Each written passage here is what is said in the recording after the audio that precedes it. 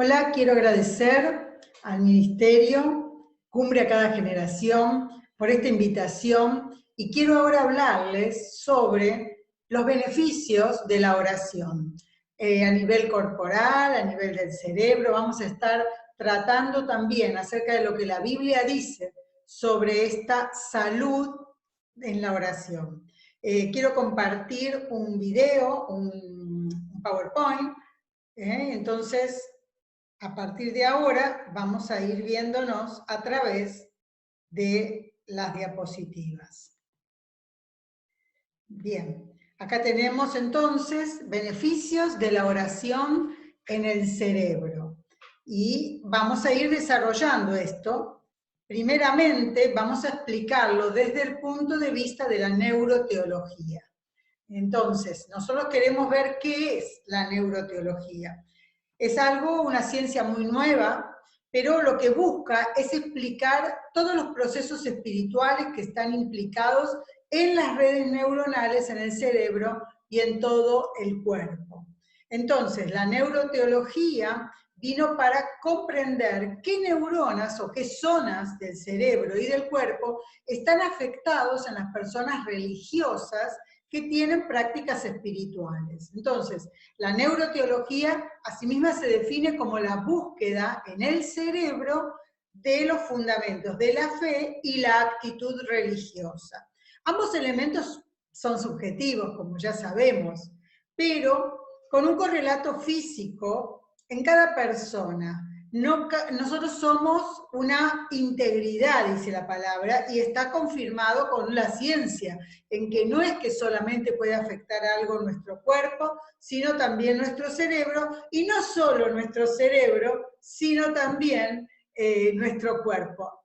Sabemos que somos seres espirituales, por lo tanto ahí ya tenemos tres partes, espíritu, alma y cuerpo, como dice la palabra, está marcando que somos un ser integral en una sociedad. Por eso lo dice el apóstol Pablo en plural. Dice, somos espíritu, alma y cuerpo, y yo digo viviendo en sociedad, porque la verdad es que todo está integrado. Los estímulos exteriores, todo lo que sucede en el mundo alrededor nuestro, en las personas que son significativas para nosotros. Bueno, todo eso tiene que ver con nosotros también. Y tiene que ver con nuestra fe y nuestra actitud religiosa en medio de estos seres humanos tripartitos, espirituales, corporales, almáticos, junto con todos los demás de nuestra comunidad y de nuestra sociedad. Estos elementos, la fe y la actitud religiosa, son subjetivos, dijimos, pero además del correlato físico, tenemos que darnos cuenta que en el cerebro hay dos áreas, especialmente el lóbulo frontal y el parietal, que son su objeto de estudio por haber demostrado mayor actividad en las experiencias espirituales que han medido los científicos. Entonces, tenemos, sí, dijimos, en principio, un lóbulo que es frontal. Todo esto amarillo que nosotros vemos, incluida esta primera parte, es el lóbulo frontal, que ocupa bastante espacio de nuestro cerebro, de la masa cerebral. Entonces, toda esta parte, casi la mitad del cerebro, es en la parte frontal. Hay muchas cuestiones que la parte frontal hace, por ejemplo, la toma de decisiones, por ejemplo, las elecciones que hacemos, cómo nos relacionamos con algunas personas mejor y con otras no, cómo podemos aprender, cómo podemos tener una percepción de lo que está sucediendo, inclusive percepción de cosas que no vemos, si alguien se mueve detrás o hay un ruidito, es como que lo percibimos por nuestro propio campo magnético y lo percibe esta parte del cerebro. Entonces decíamos que la parte espiritual tiene dos áreas fundamentales, una que tiene que ver con el frontal y otra que tiene que ver con el parietal, con esta parte que es la parte más alta de nuestra cabeza. esa parte que está más cerca del cielo es la que nos comunica con Dios, es la que nosotros tenemos en sí una relación con lo existencial. Podemos imaginar cosas que nunca hemos visto. Dios, el apóstol Pablo, la cordillera de los Andes, si nunca la vimos, no sé, Alaska, cosas que jamás vimos, pero podemos imaginarlo de alguna manera, o situándolo en un mapa, o porque alguien nos cuenta una vivencia, bueno, así hay un área que ya desde la frenología, desde antes de que haya todas estas máquinas y esta tecnología que mide tantas cosas en el cerebro, bueno, se hablaba de que cada lugar del cerebro tenía una localización para una función. Entonces decían, esta parte es la parte de lo existencial, acá está la amistad, acá está el espíritu, la oración, parece que le habían dado este significado. Bueno, tiene que ver con esto y hoy está comprobado. Claro que cada vez sabemos más acerca del cerebro gracias a la tecnología, gracias a que hay cuestiones que nos están diciendo, bueno, podemos medir más chiquito. Ya no medimos el átomo, medimos lo más chiquito que el átomo. Entonces, esta tecnología ayuda en mucho a la medicina y a la investigación. Por eso es que estamos aprendiendo en neurociencia tanto.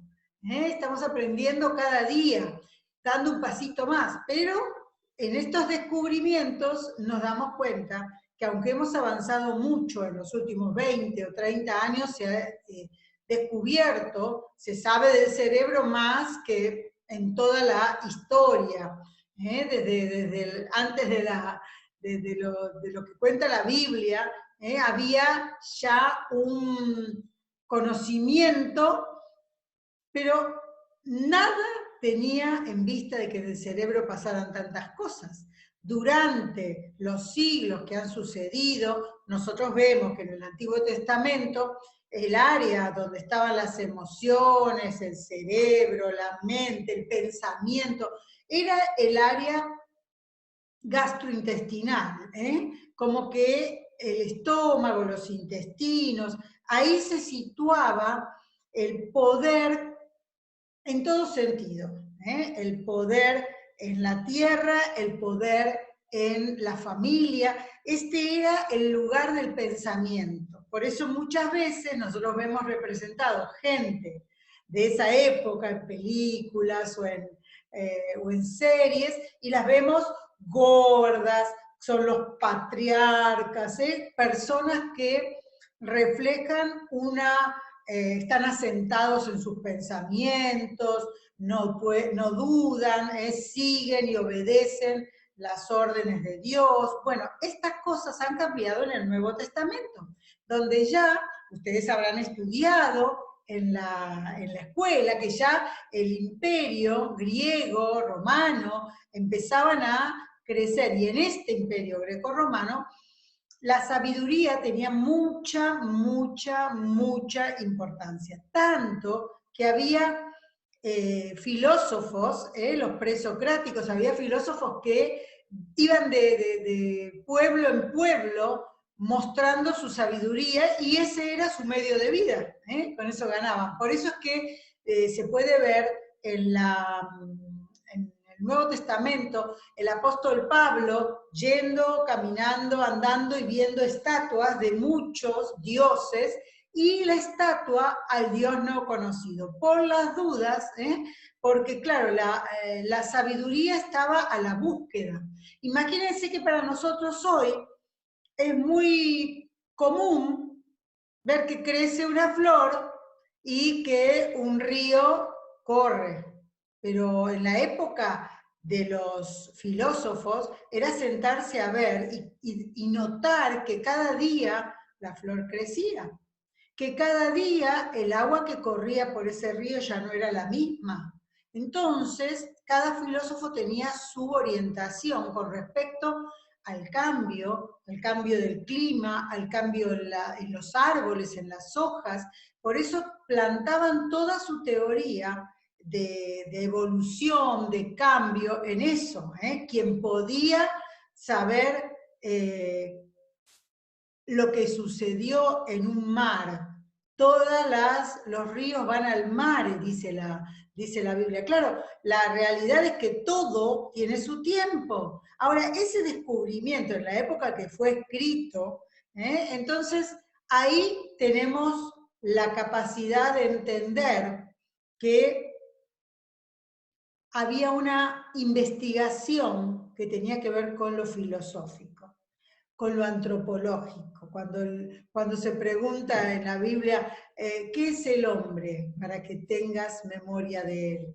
¿Qué es el hombre? Es la pregunta antropológica más grande. Entonces, con todas estas ciencias, empezó ya en la época de la academia, en los 1500, 1400, 1600, empezó la investigación sobre la medicina. Antes la medicina era otra cuestión, era, bueno, voy al que parece saber más, que seguramente es hijo del que sabía más, bueno, ese me va a dar unas plantas para que haga un té o que me las coma, o frutos, bueno.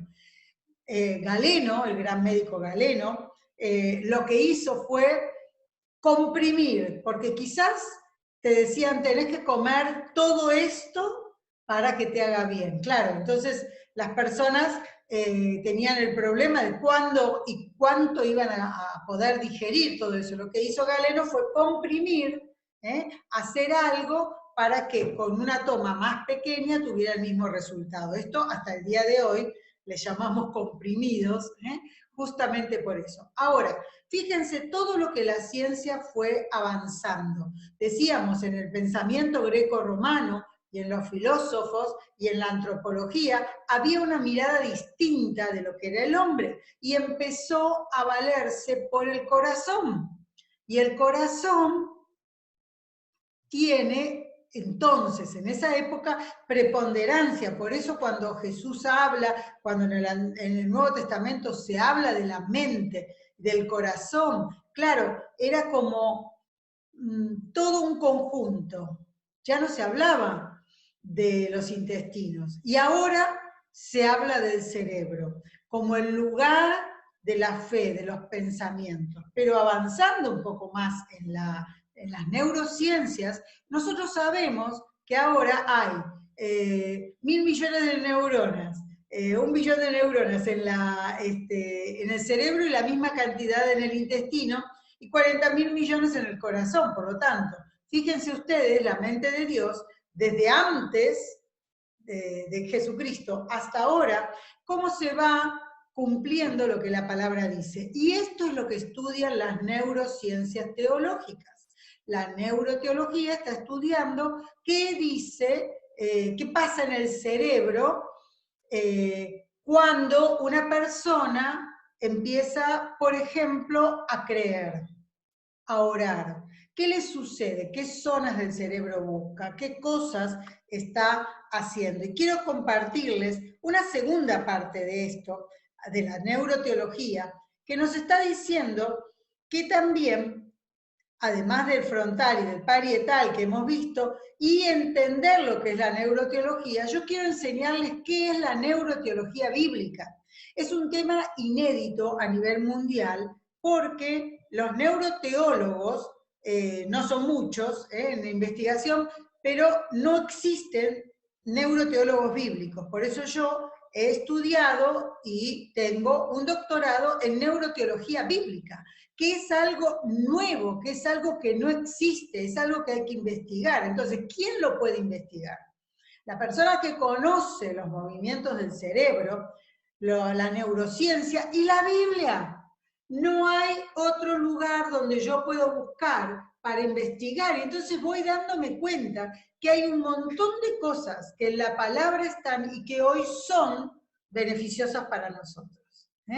Por ejemplo, la oración. De esto estamos queriendo explicar. La neuroteología bíblica es la unión de las neurociencias, los conceptos religiosos o teológicos y la Biblia. No es solamente la práctica religiosa, es todo en función de lo que la Biblia dice, de lo que la Biblia tiene escrito hace miles de años.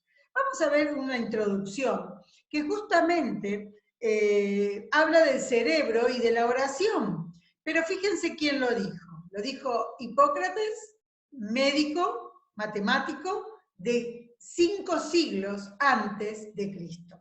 Cuando los médicos o inclusive los psicólogos clínicos juramos por este juramento, por el de Hipócrates, que tiene que ver con una cuestión ética.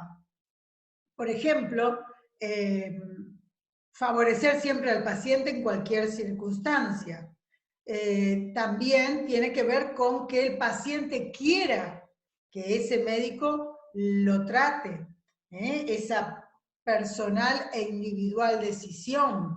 Y así, cada una de las cosas tienen que ver con el juramento hipocrático, hacerle a la persona el mal menor, por ejemplo, ese principio de maleficencia, el mal menor. Si el médico tiene que decidir, bueno, ¿qué hago? ¿Le vamos a amputar esta pierna?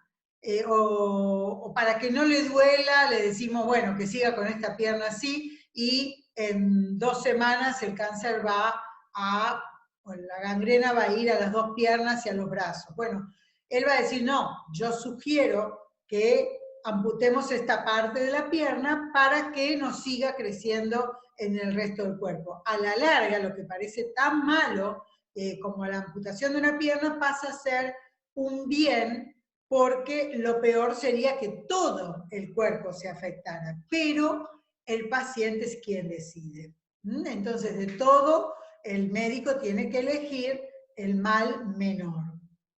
Decidir por el mal menor, sin importarle si la persona es o no es conocida, es, no sé, un enemigo en la guerra, no importa. Siempre este juramento implica que el médico, cualquier persona que trabaje en el área de la salud, tiene que elegir el mal menor. Y dice así Hipócrates, este médico por el que se jura. Dice, los hombres deben saber que el cerebro es el responsable exclusivo de las alegrías, los placeres, la risa y la diversión, y de la pena, la aflicción, el desaliento y las lamentaciones. Y gracias al cerebro, de manera especial, adquirimos sabiduría y conocimientos. Y vemos, oímos y sabemos lo que es repugnante y lo que es bello, lo que es malo y lo que es bueno, lo que es dulce y lo que es insípido. Esta declaración, 5 siglos antes de Cristo, es toda una revelación, que inclusive nadie lo entendería, porque nadie había visto un cerebro vivo y mucho menos estudiarlo. Entonces tenemos que entender eso, tenemos que saber a qué se refiere, en qué época dice esto Hipócrates. Entonces, fíjense, dice, es responsable el cerebro de los estados de ánimo, alegrías, risa, diversión, pena, aflicción, de los gustos, de los placeres, de todo lo que tenga que ver con estar muy arriba o muy abajo, o sea, en el ánimo. Y después dice, gracias al cerebro adquirimos sabiduría y conocimiento. O sea que el conocimiento, el aprendizaje tiene un lugar en el cerebro, no en otro lugar, sino en el cerebro. La sabiduría, hoy sabemos que la inteligencia tiene muchas variantes, la inteligencia matemática, la inteligencia de las letras, la inteligencia senestésica para los deportes, bueno, pero hay una inteligencia que es la inteligencia espiritual.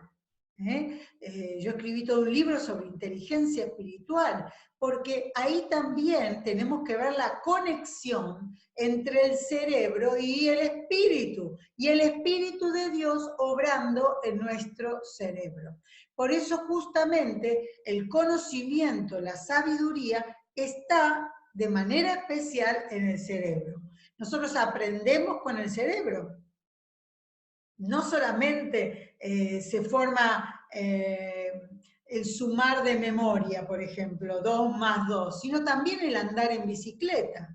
¿Y cómo puede ser? Claro, porque también hay una inteligencia de las habilidades, de los hábitos. Nos lavamos los dientes casi sin prestar atención, lo hacemos automáticamente. Esto ahorra mucho al cerebro y es lo que se llama neuroeconomía. Esa neuroeconomía es porque el cerebro ya hizo un hábito, ya no necesita tantas neuronas para hacer lo mismo. Lo mismo que al principio, cuando lo aprendíamos. Entonces, dice después, y vemos, oímos y sabemos lo que es repugnante y lo bello. ¿Por qué lo sabemos? Porque vemos y oímos. Entonces, nuestros sentidos van directamente al cerebro. Nuestros sentidos están actuando en nuestras decisiones, como decíamos, en el prefrontal. Si esto es bello o es repugnante, ¿cómo lo sabemos? El prefrontal nos dirá lo que para nosotros, y únicamente para nosotros, es bello. Si lo que, por ejemplo, lo que oímos, ¿qué música te gusta? Bueno, esa música que te gusta es bella para vos. Entonces tu cerebro está atento a que esa música le cause placer, o lo haga bailar, o lo haga meditar, lo haga pensar, bueno. Y también dice lo que es dulce y lo que es insípido.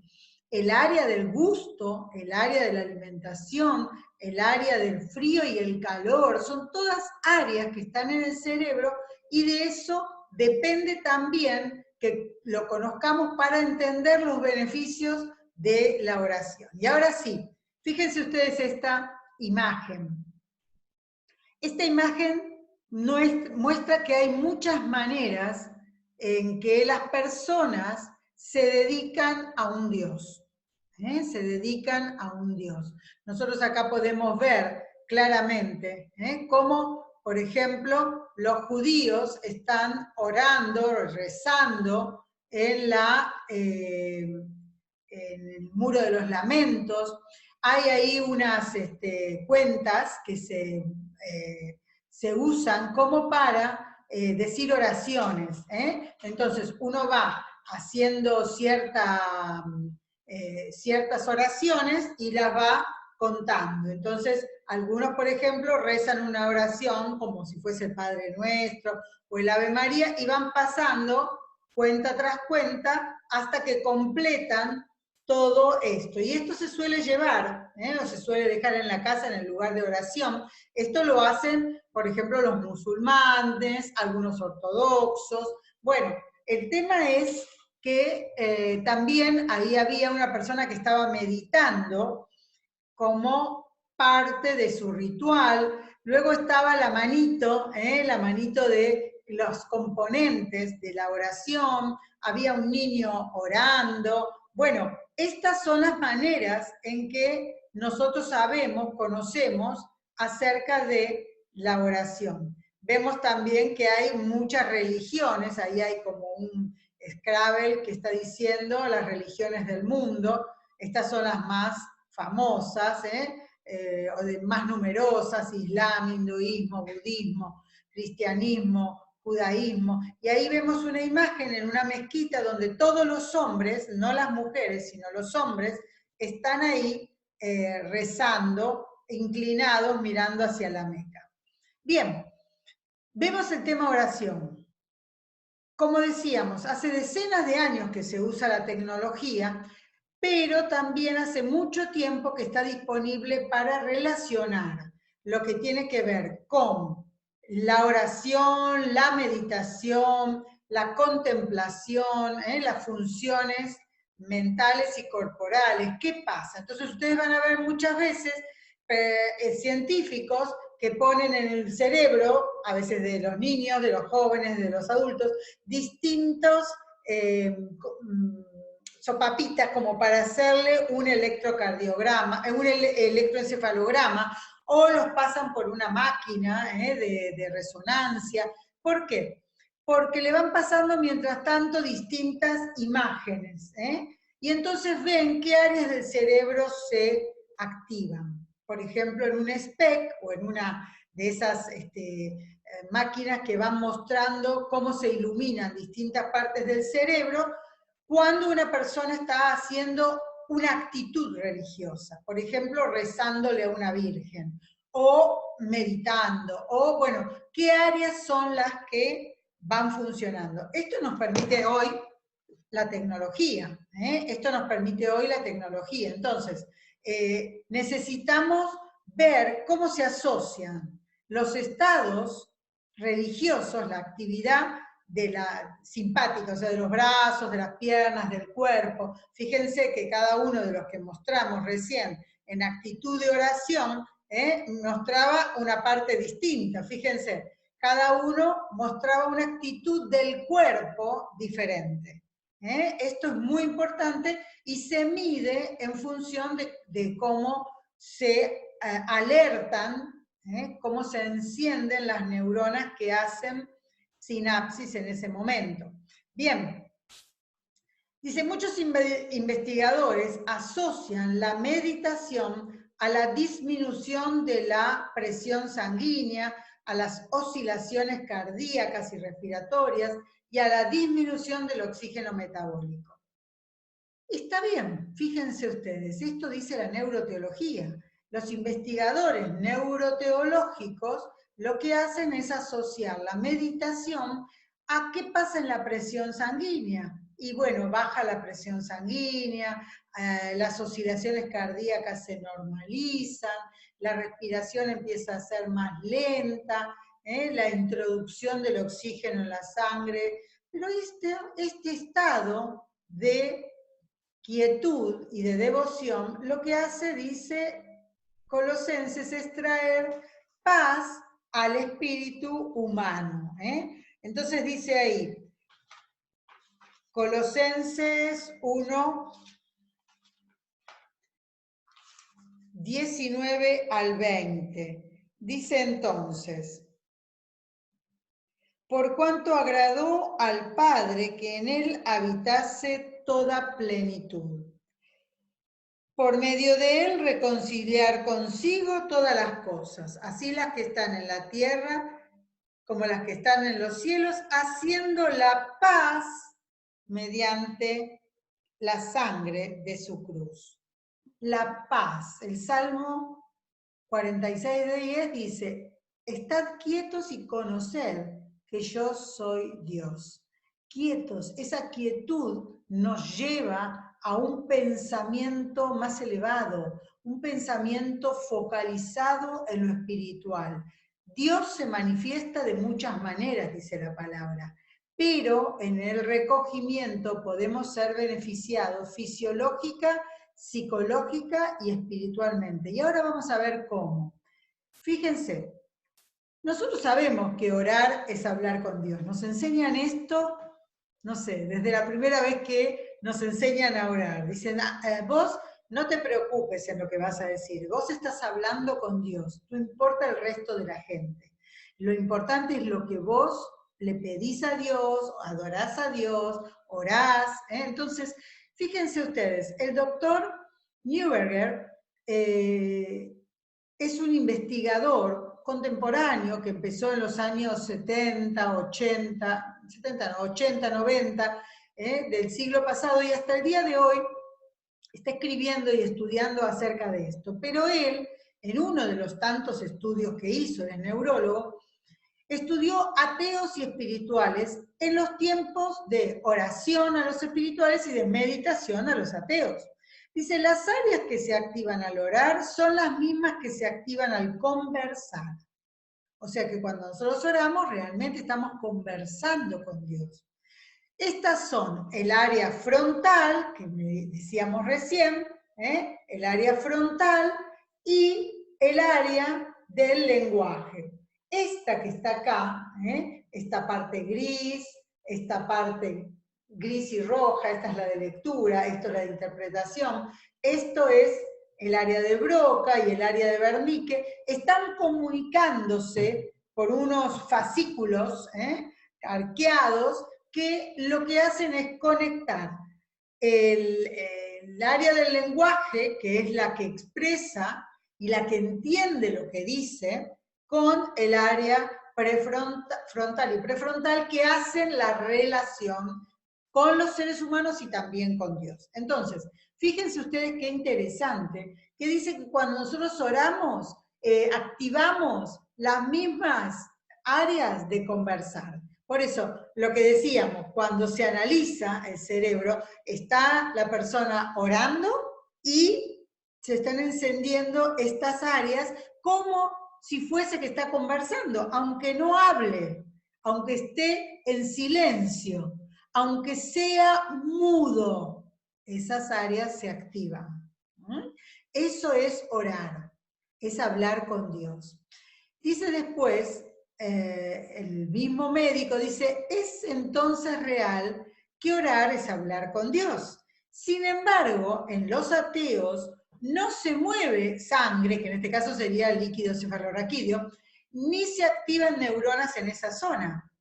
Por lo tanto, la conclusión es que la meditación sin fe es igual a estar en reposo. Claro, meditar es poner la mente en blanco, es como descansar, como dormir, como reposar, pero eso no es hablar con Dios. Por eso dice, concluye la investigación, el doctor Neuberger dice, no sabemos si Dios es real, pero neurológicamente sí lo es. Las prácticas religiosas influyen positivamente, permitiendo un grado de conexión que acceden a alcanzar algún nivel de felicidad. Fíjense qué interesante, ¿no? Ahora, yo puse acá una aclaración. Meditar es meditar, pero orar es orar. Orar es hablar con Dios. Algunos creen que es lo mismo y les puedo garantizar que no, porque no solo bíblicamente no es lo mismo, sino neurológicamente no es lo mismo. Neuroteológicamente creemos en lo que la Biblia dice.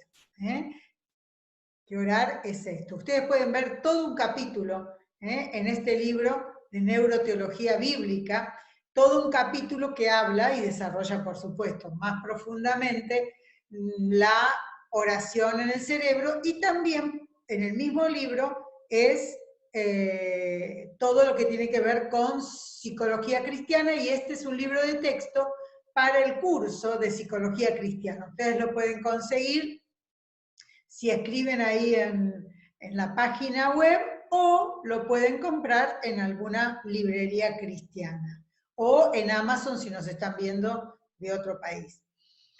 Beneficios de una vida de oración. Conocemos que orar es un imperativo que nos beneficia en la relación con Dios. Esos beneficios son espirituales, pero ¿qué pasa en nuestro cerebro cuando oramos? El resultado está asegurado, aunque sea visto de cualquier ángulo.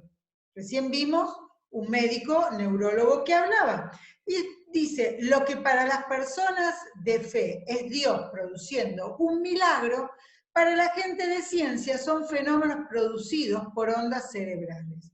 Claro, no importa, de un lado o del otro, se está viendo que hay algo que sucede en nuestro cerebro, y algo más que sucede en nuestro cerebro cuando oramos juntos.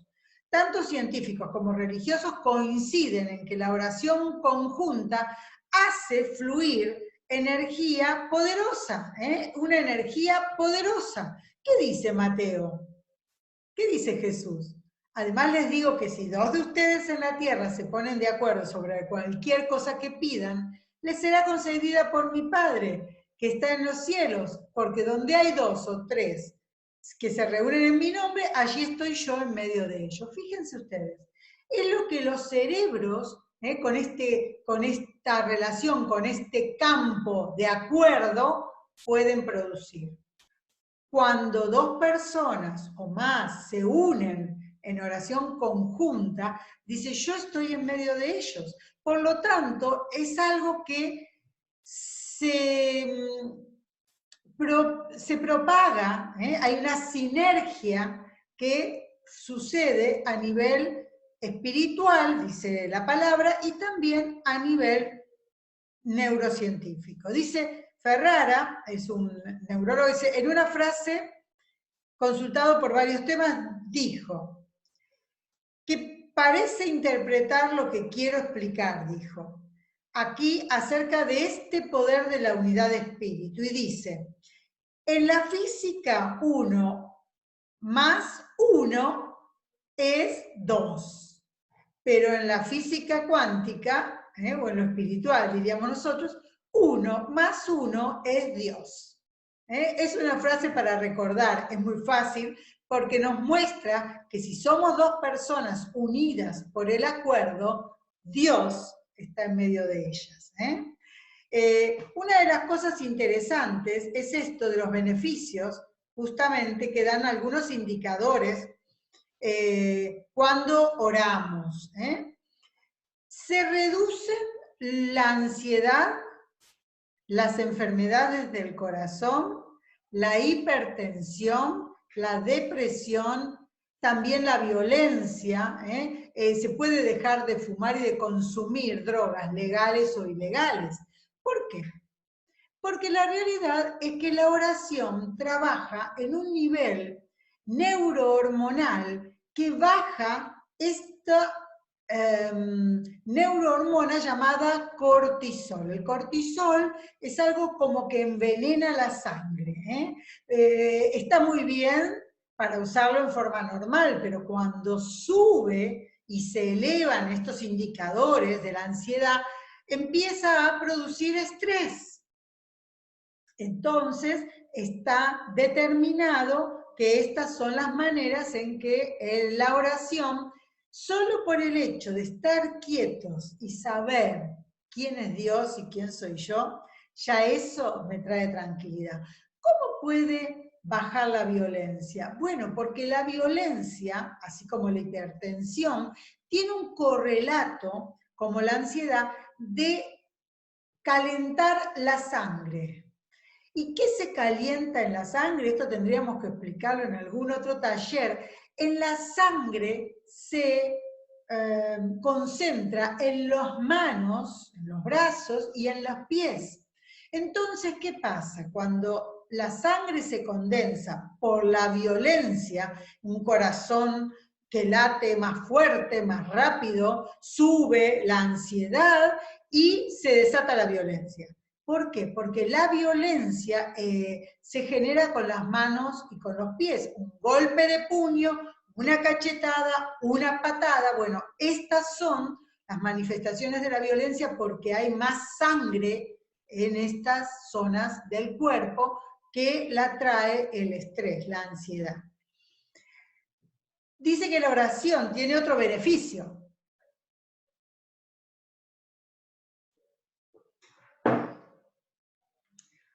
Está calculado que puede prolongar la vida hasta 7 años. Ahora voy a explicar por qué. Las personas hospitalizadas que no practican la oración pueden permanecer hasta 3 veces más tiempo internadas que quienes lo hacen regularmente. Los que ya estamos acostumbrados a orar, a comunicarnos con Dios. Uno no puede reparar un bote en medio de la tormenta porque se está hundiendo. No es el momento.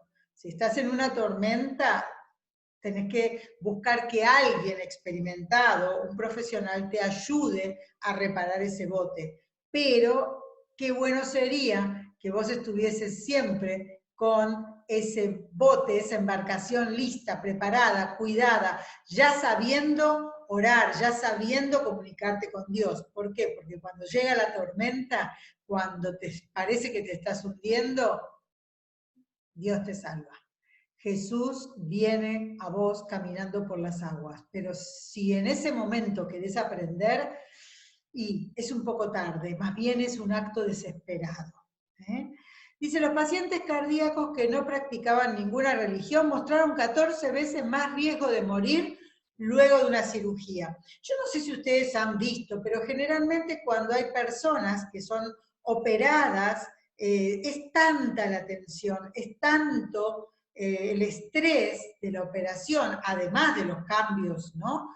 A nivel fisiológico, que luego tienen ataques al corazón, luego tienen riesgos de, no sé, morir atropellados. ¿Por qué? Porque no están en su mejor momento y tienen más riesgo. ¿Por qué? Porque no han puesto su corazón en el Señor, no han puesto su fe en Cristo.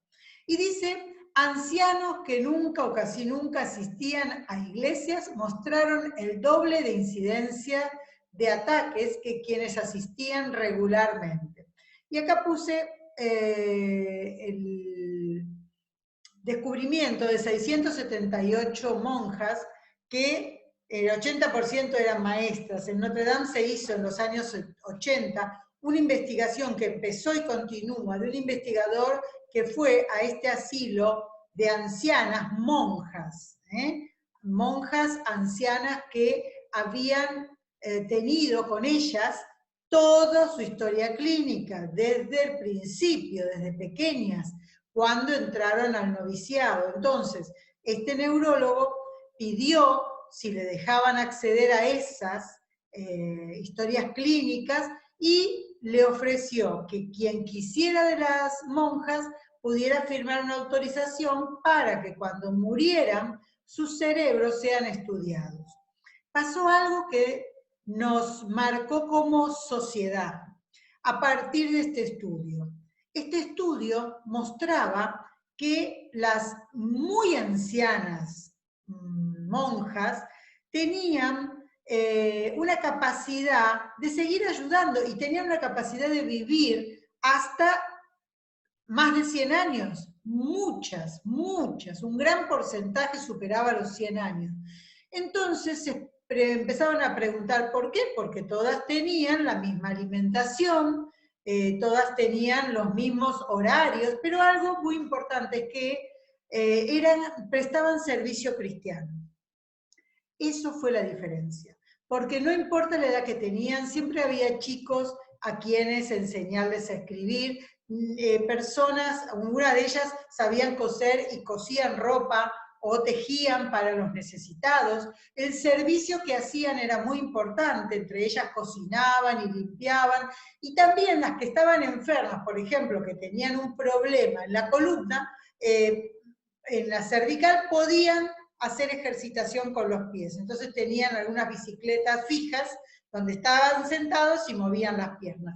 Por el contrario, si estaban mal y no podían caminar ni mover las piernas, tenían que hacer cierto ejercicio de brazos. Ahora, la actividad tanto mental, cerebral, corporal, espiritual y además comunitaria, se determinó que era lo que pasaba no solo porque vivían muchos años, sino porque al abrir sus cerebros, casi todos los cerebros que se investigaron después de la muerte eran cerebros con Alzheimer, porque el cerebro con Alzheimer tiene una retracción de las placas amiloides, entonces se ven como ciertos agujeros. Yo veía en la investigación que se hizo, veía los cortes que se hacían al cerebro y eran cerebros con Alzheimer.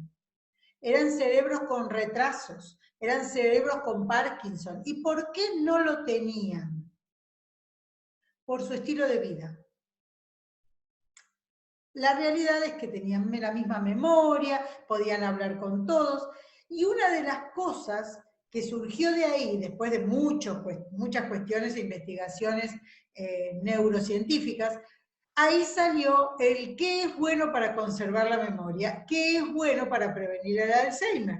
Entonces decía claramente, a partir de esos estudios, en todo el mundo y en todas las sociedades se ha determinado como consejo de la Organización Mundial de la Salud para prevenir el Alzheimer, la comida cuidada,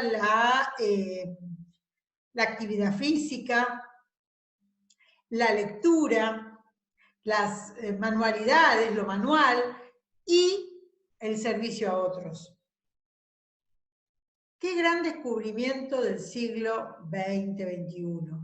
Pero ya la Biblia dice que tenemos que servir, que tenemos que ayudar, ir, andar por los caminos, llevando la paz. Entonces, yo encuentro en la Biblia que todos esos consejos estaban, solo que los habíamos olvidado. Beneficios de la fe. Hay una página que yo consulté, entre muchas, una página con una investigación de un grupo de ateos, ni siquiera satanistas, declarados ateos. Y leí un montón de cosas, pero les puse aquí un estudio que hicieron estos científicos declarados ateos, y les puse aquí una parte de esta investigación, y dice así: reduce, beneficios de la oración y la fe, reduce la presión de la sangre, elimina la depresión y la ansiedad, reduce el pulso del corazón, proporciona bienestar psicológico, alivia dolores y proporciona sensación de paz y tranquilidad. De hecho, dicen los ateos, se ha comprobado que orar o meditar 12 minutos al día retrasa enfermedades relacionadas con el envejecimiento, reduce el estrés y la ansiedad. Y ellos mismos traducen al doctor Neuberger que mencionamos, y ellos dicen: las prácticas de la sumisión, adoración y oración dan al ser humano un sentimiento de amor, más paz y compasión, mientras que el ateísmo, la ira y la protesta continua contra el destino dañan el cerebro. Fíjense, es lo que dice la palabra acerca de la alabanza y acerca de la quejabanza, acerca de lo que te daña el cerebro por no poner tu confianza en Dios. Y ahora vamos a ver esto de la protesta continua contra el destino, vamos a hablar de la voluntad de Dios. Y dice, concluyendo que es mejor creer que no creer. Y dicen, ser religioso, dicen los ateos, ser religioso es mejor que ser ateo para conservar un cerebro más sano y por más años. Acá tenemos los efectos psicológicos de la oración que estábamos diciendo. Disminución de ansiedad, de depresión, mayor coherencia de las ondas cerebrales, no hay confusión, no hay falta de memoria, disminución de la irritabilidad y el mal humor, aumento, como decíamos, de la capacidad de aprendizaje y memoria, mayor sensación de vitalidad y rejuvenecimiento, mayor alegría, mayor estabilidad emocional. Y dice acá, beneficios de la oración en el cuerpo, pero lo quiero mostrar dependiendo de la palabra. Y dice entonces, lo que leíamos, Colosenses, que en otro momento éramos extraños, enemigos ¿en qué?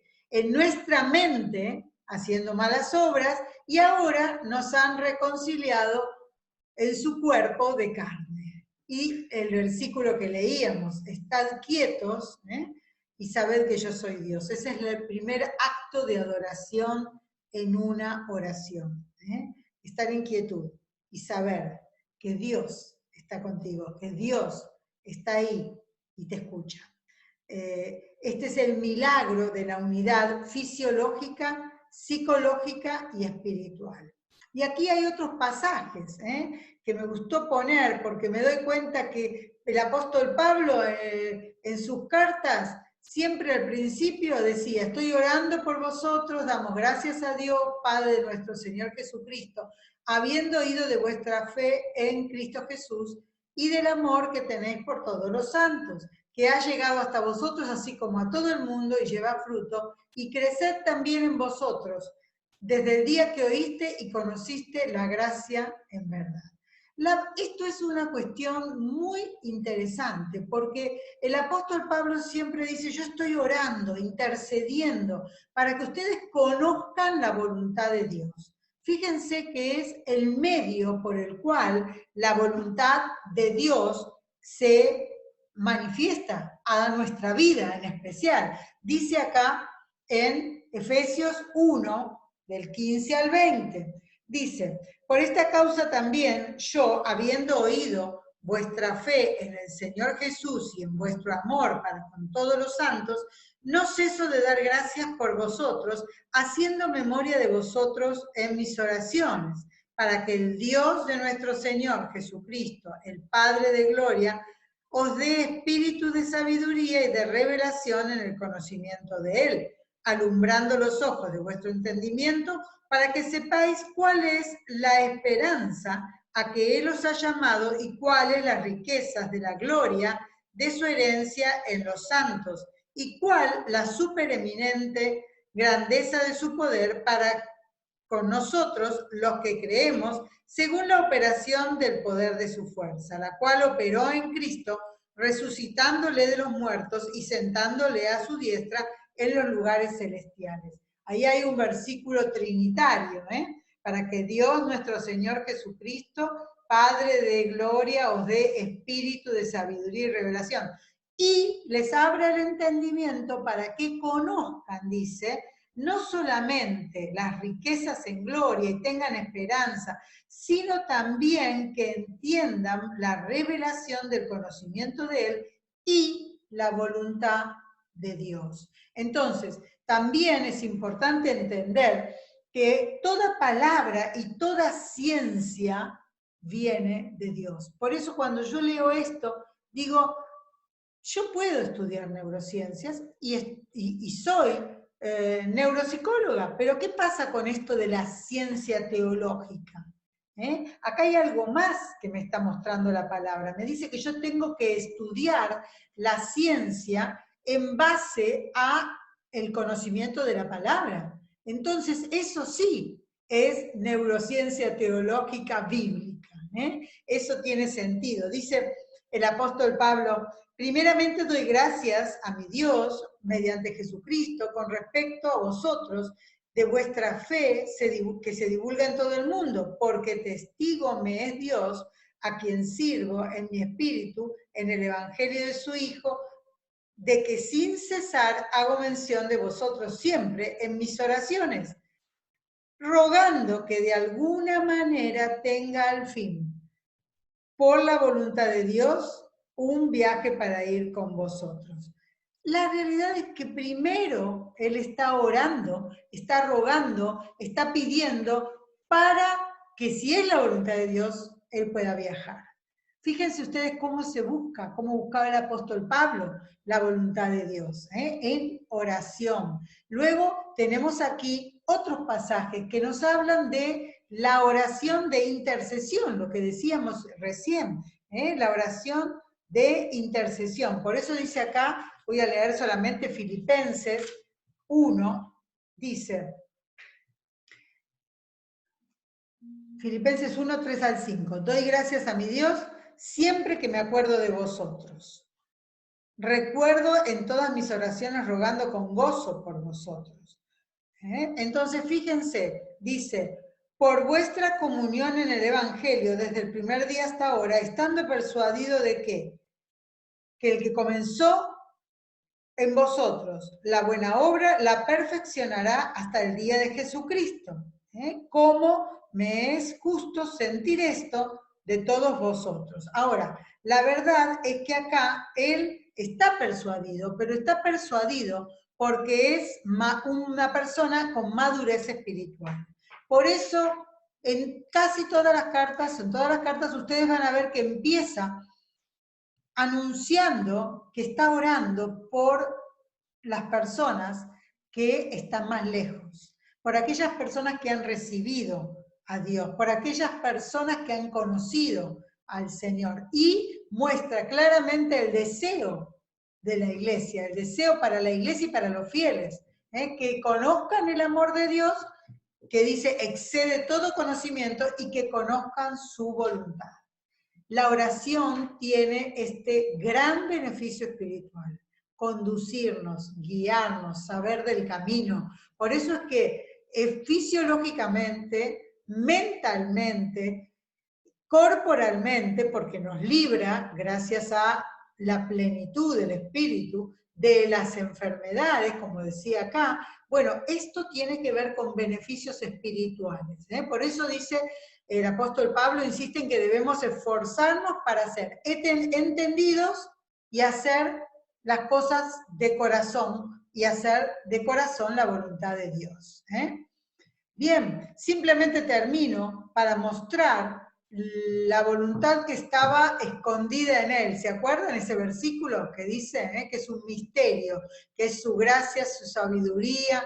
Estos términos que hablan de la obra de Jesucristo, Pablo se los dice a Colosenses, dice, ustedes tienen que ser llenos de este conocimiento, no del conocimiento que se llena exteriormente, que es la palabra pleto o pleto. La palabra plerote o pleró deriva de la misma raíz, pero eso quiere decir que nosotros tenemos que ser llenos interiormente. Por eso hablamos de la plenitud del Espíritu. Y dice el apóstol Pablo, yo deseo que ustedes sean llenos interiormente, es decir, que el espíritu humano tenga pleno conocimiento de la voluntad de Dios. Y una frase que siempre repito, pero que tiene un sentido muy importante, es que nuestro cerebro cambia con cada experiencia. Nuestro cerebro cambia con cada experiencia, nuestro cerebro cambia con cada experiencia. ¿Por qué lo digo muchas veces? Porque las experiencias son un nuevo pensamiento, una nueva acción, una nueva relación, una buena conversación. Todo lo nuevo tiene un correlato en nuestro cerebro. Pero como nuestro cerebro cambia con cada experiencia, cambia también espiritualmente. Tus experiencias espirituales, mis experiencias espirituales, cambian nuestro cerebro. Por lo tanto, Dios está en conocimiento pleno de que si vos querés hacer un cambio, podés hacerlo espiritualmente. Ese cambio espiritual cambia todo tu cerebro, porque cuando una cuestión cambia, una experiencia cambia, todo nuestro cerebro cambia.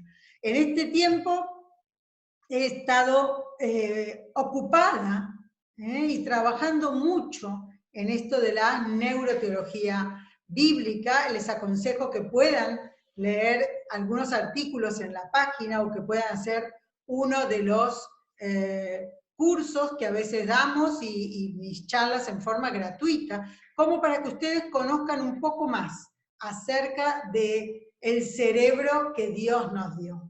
Bien, los bendigo. Quiero terminar ahora también orando por todos los que en este tiempo participaron de este taller. Gracias, Señor, por la oportunidad de haber hablado tu palabra, de haber estudiado tu palabra, de saber, Señor, que vos estás a nuestro lado, pero que también estás dentro de nuestro corazón, de nuestra mente. Señor, que todo lo dejamos en tus manos, porque sabemos que vos sos nuestro Dios. Queremos adorarte, queremos alabarte, no solamente con nuestras acciones, sino también con nuestra mente.